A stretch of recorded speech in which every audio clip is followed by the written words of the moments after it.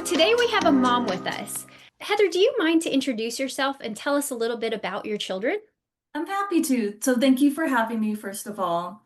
So my name is Heather. I am a married mother of three girls. I have a 13-year-old daughter named Emma who is blind, and then I also have twin 10-year-old girls as well.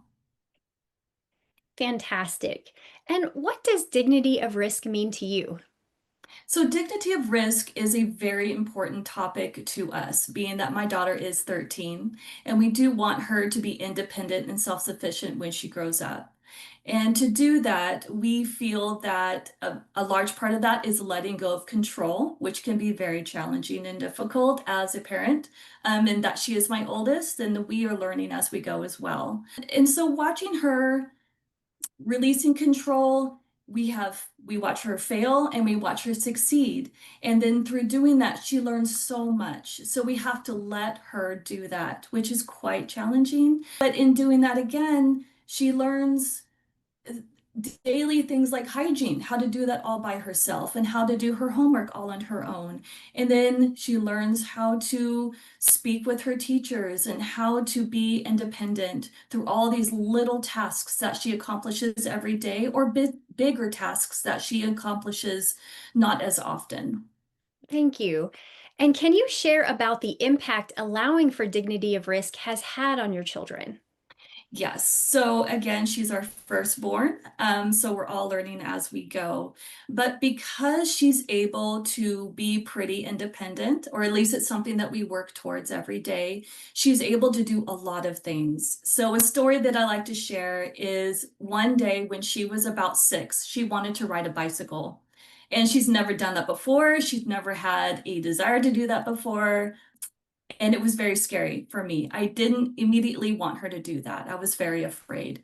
But my mom had to pull me aside and give me a little talking to, and say, this is what she wants to do. We need to let her do it. So we decided to do it.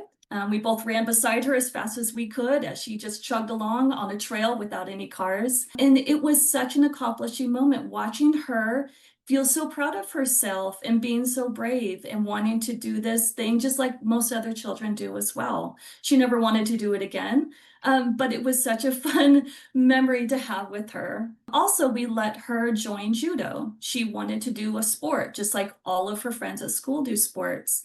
That could be tricky as well. We don't have a large visually impaired community where we lived in California. So we decided and talked to her about Judo.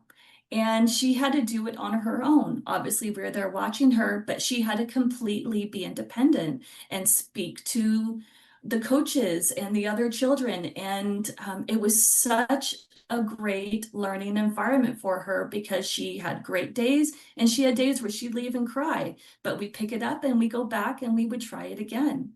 And she was able to move through the belts all on her own.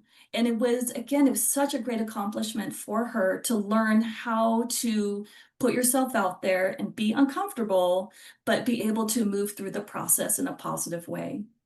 And how might other parents or family members build dignity of risk into communication with their child? Yes, it can be quite challenging. Again, releasing control and letting them fail. It is hard.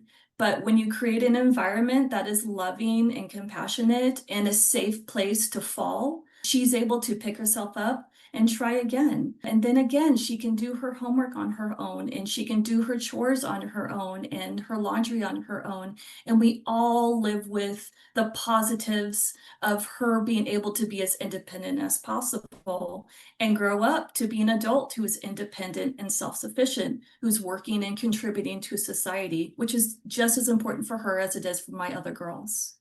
Absolutely. Thank you so much. My pleasure.